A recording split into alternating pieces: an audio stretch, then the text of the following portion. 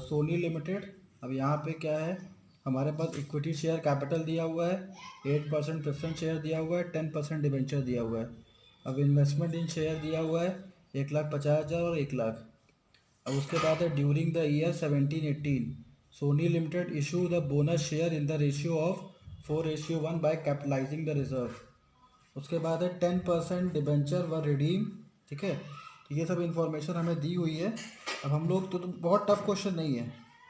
ठीक है, तो इसमें देखिए एक चीज़ आपको क्या समझना है कि बोनस शेयर के वजह से कोई भी कैश फ्लो यहाँ पे नहीं हुआ है। ठीक है ना, तो एक चीज़ ये ध्यान रखिएगा कि जब बोनस शेयर कंपनी इशू करती है तो वहाँ पे कैश फ्लो नहीं होता। ठीक है, एक कॉन्सेप्ट ये क्लियर हो गया। दूसरा क्या है जो हमने ठीक है, बस चलिए अब स्टार्ट करते हैं, अब देखते हैं क्या इसमें आता है। ठीक है, डायरेक्टली हम लोग बना देंगे cash flow from financing activity. उसमें क्या होता है, पहला है issue of 8% preference share capital. तो इसमें पैसा जो हमारा आ रहा है वो आ रहा है 2,00,000 का। ठीक है, तो ये हमने यहाँ पे लिख दिया। उसके बाद क्या है, preference dividend paid. Preference dividend paid.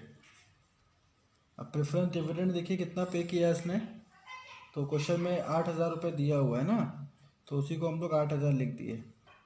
ये तो आप समझ ही गए होंगे इशू हमने कैसे लिखा है, पुराना वाला माइनस कर दिए, नए से पुराना पता चल गया कितना इशू है। ठीक है, तो अब डिविडेंड का भी हमने माइनस कर दिया डिविडेंड।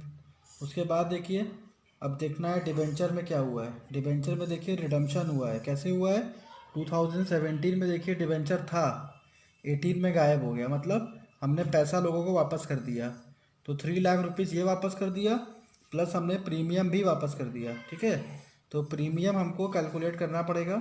ठीक है, तो प्रीमियम कितना है, 5% प्रीमियम बता रहा है। ठीक है, तो 5% प्रीमियम निकालेंगे 3,00,000 का, 15,000 रुपीज़ प्रीमियम आ जाएगा।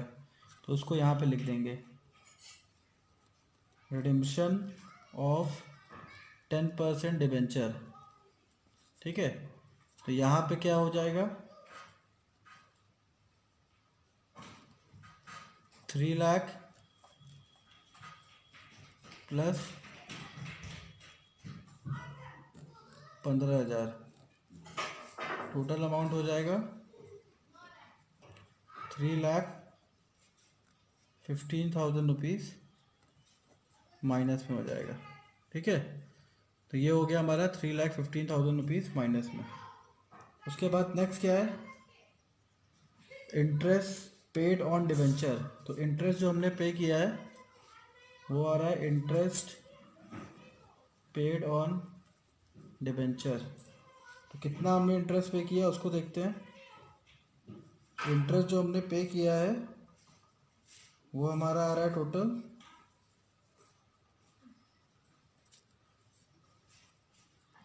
22,500 रुपये। ठीक है, तो इंटरेस्ट डिबेंचर पे निकाल के ये हम लोग इसको सॉल्व कर लेंगे, तो फाइनल हमारा आंसर आ जाएगा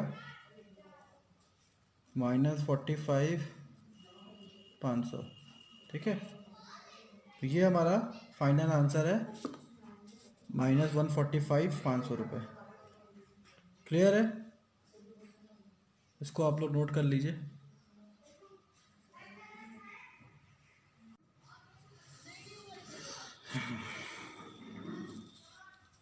क्वेश्चन नंबर 32।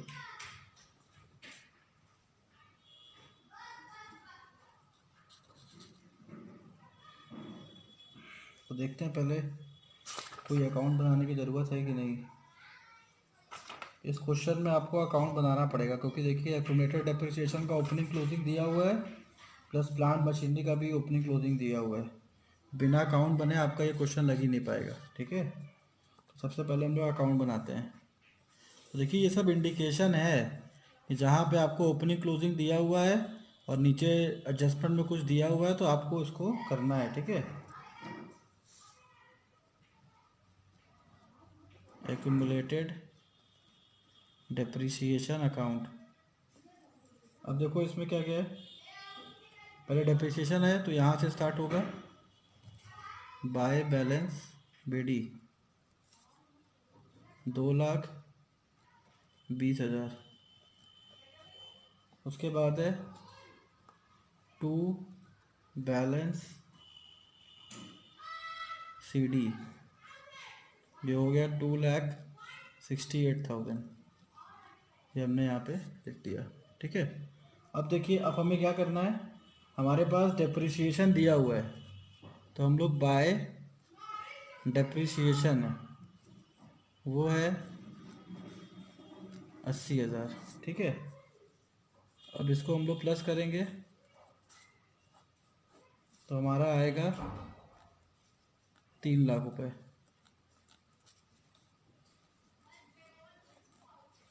ठीक है। अब इसको हम लोग बैलेंस करेंगे तो हमको आ जाएगा कितने का मशीनरी हमने बेचा है, ठीक है। मतलब कितना सॉरी बेचा है बोलना है, कितना डेप्रिसिएशन लगा हुआ है, ठीक है, मशीन पे। जो मशीनरी बिकी है उस पर कितना डेप्रिसिएशन लगा है वो हमको पता चल जाएगा। टू, क्योंकि ये आपका डेप्रिसिएशन वाला अकाउंट है ना, प्लांट एंड मशीन, तो इसको सॉल्व करेंगे तो बैलेंस आपका आ जाएगा 32,000 रुपीज़, ठीक है। तो इतने का हमारा जो है डेप्रिसिएशन लगा है बिकी हुई मशीन पे। अब आते हैं नेक्स्ट,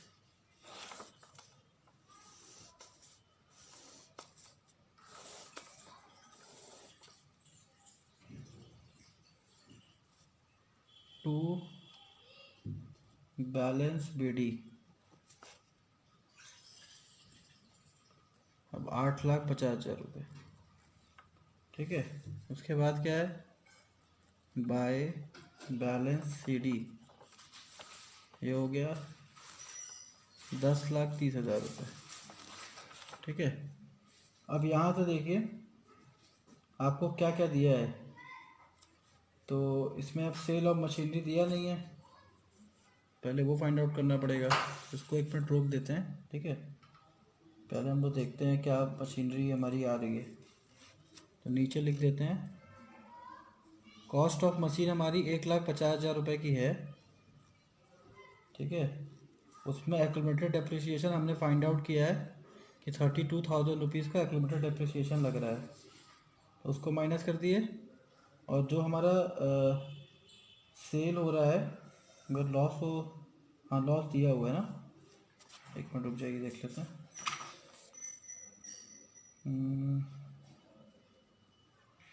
इंटरेस्ट पेड, ठीक है, डिबेंचर, हाँ लॉस दिया हुआ है तो लॉस को माइनस कर देंगे, तो लॉस को माइनस कर देंगे तो हमारा 74,000 रुपीज़ का आ जाएगा मशीन कितने में बिका है, ठीक है। तो यहाँ पे हो गया सेल प्राइस ऑफ मशीनरी, तो सेल प्राइस ऑफ मशीनरी हमारी ये हो गई 74, ठीक है। अब इसको हम लोग ऊपर यूज़ करेंगे तो बाय बैंक, मशीनरी जो हमारी सेल हुई है वो हुई है 74,000 रुपीज़ की, ठीक है। उसके बाद देखिए क्या है,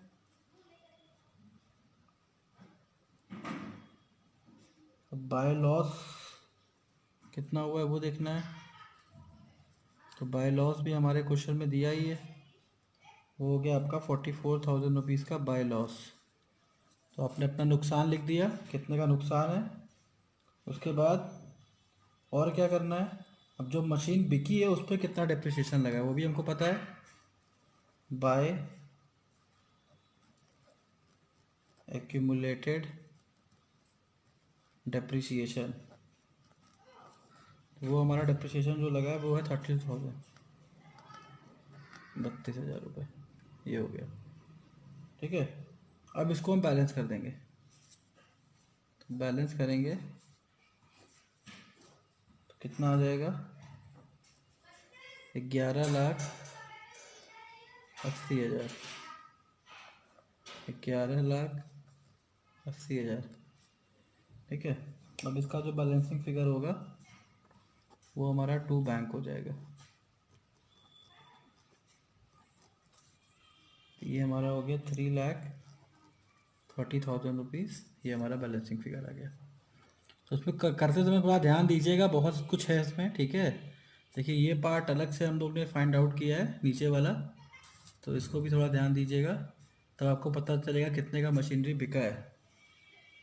तो 74,000 रुपीज़ का मशीनरी बिका है, और लोन का अमाउंट आपको मिल ही गया है। कितना हमारा लॉस गया है, ये आपने लॉस लिख दिया यहाँ पे, और उसके बाद एक्यूमुलेटेड डेप्रिसिएशन लिख दिया। लीजिएगा, जब भी आप लोग कैश फ्लो फ्रॉम इन्वेस्टिंग और cash flow from financing activity अलग अलग पूछता है, तो उसके क्वेश्चन भी आप अलग अलग लगाया करिए, मतलब अलग अलग बॉक्स बना के तब बनाया करिए, उसी में मत लिखा करिए। क्योंकि अब देखिए इसमें इन्वेस्टिंग है और फाइनेंसिंग है, लेकिन ऑपरेटिंग तो है ही नहीं। तो ऑपरेटिंग नहीं है तो आपका क्वेश्चन कंप्लीट हुआ नहीं, ठीक है। तो एक ही बॉक्स में अगर आप क्वेश्चन करते हैं तो वो क्वेश्चन सही नहीं रहेगा। तो आपको इसमें ये ध्यान रखना चाहिए कि आप अलग अलग बॉक्स बनाएं, ठीक है। एक ही बॉक्स में मत कर दीजिएगा, अलग अलग आपको लिखना पड़ेगा कि क्या आप कर रहे हैं। तो यहाँ पे लिख देते हैं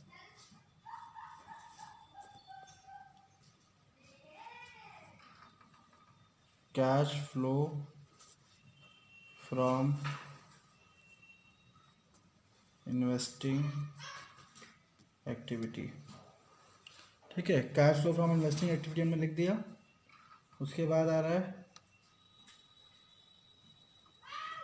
cell of machinery. Sale of machinery हमारा चल रहा है 74,000 का, ठीक है। उसके बाद क्या है, जो हमारा आंसर आया वो हमने लिख दिया, ठीक है। उसके बाद है purchase of machinery, purchase of machinery, तो ये आपका हो जाएगा 3,30,000 रुपीज़ का।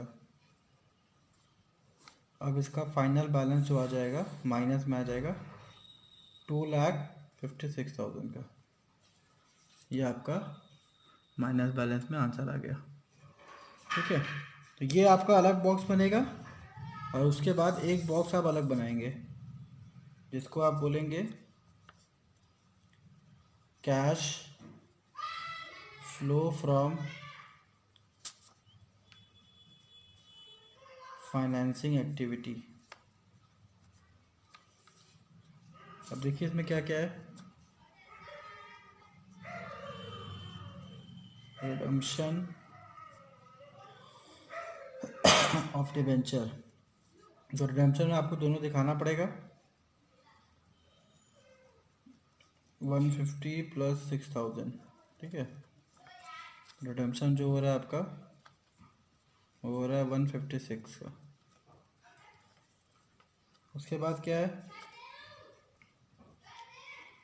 Interest paid on debenture 34,000। उसके बाद है प्रोसीड्स फ्रॉम बैंक ओडी, वो हो गया 90,000। उसके बाद है interest paid on bank OD, उसमें आ जाएगा